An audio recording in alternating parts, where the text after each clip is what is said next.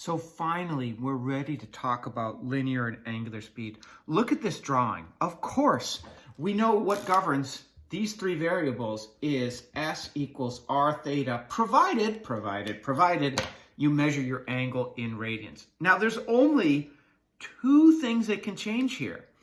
If we measure how does this angle change with time, that's what we call angular speed. And we use omega. It looks like a W with the two branches of the W almost tied at the top. Omega is how does your angle theta change with time. We're looking at the rate of change of the angle. There's only two things that are going to change here. It's either this or it's that. R is not going to change. R is always going to be stable, but depending how wide I open my angle per amount of time, then I can measure how does the angle change. This is called, in the Greek letter system, that's omega. Omega is theta over time.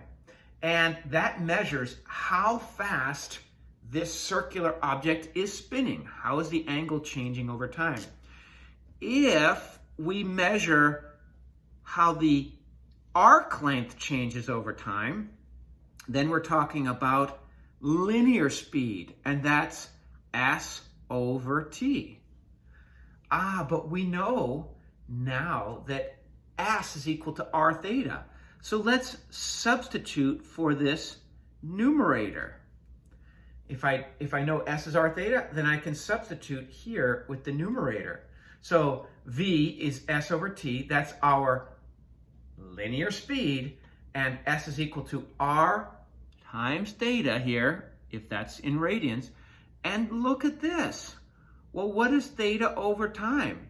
Well, we know theta time is omega. So r omega is linear speed. Here is linear speed. And that's what we measure, because this could be the tire on your car. How is that changing? Well, that's going to signify how many miles per hour you're going. That would be an example of this linear speed.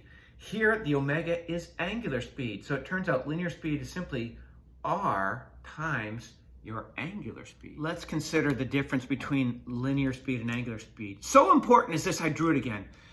S equals r theta, s is arc length, theta is your central angle, and r is the radius. S equals r theta, provided you measure your central angle in radians. You can't measure it in degrees. Angular speed, well, if you're interested in how this angle changes per time, then you're looking for, it looks like a W, it's called omega. And how fast are you spinning?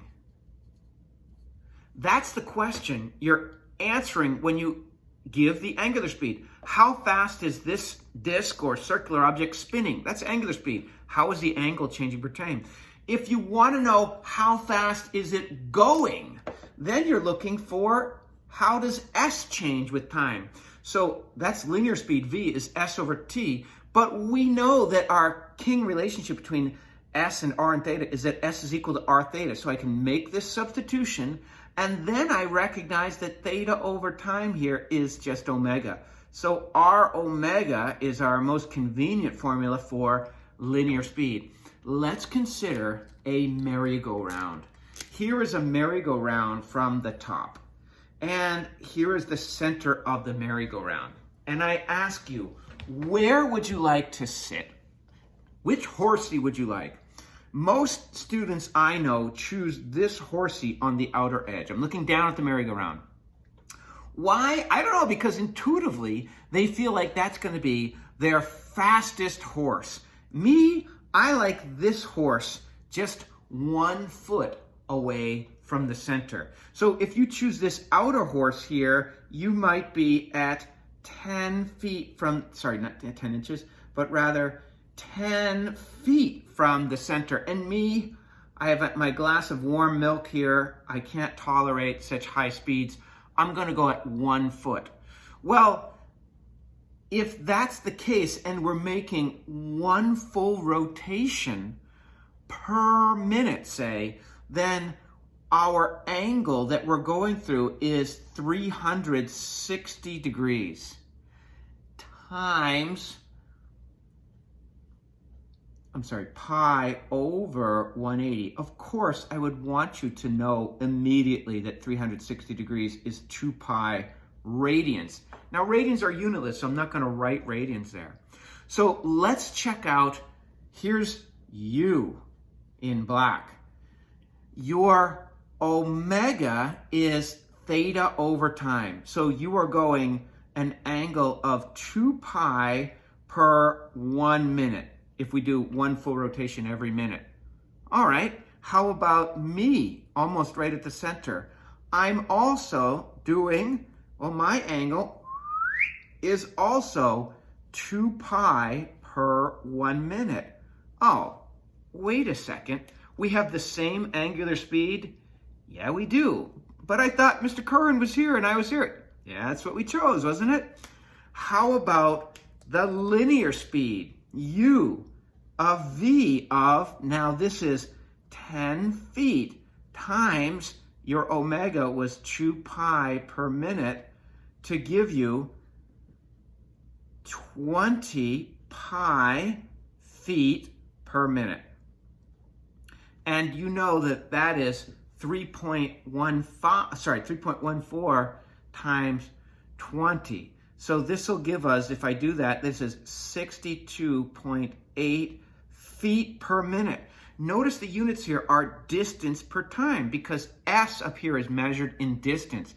Here we have radians per time because the angle is measured in radians. So if you get confused, am I looking at omega or am I looking at V? Look to the units.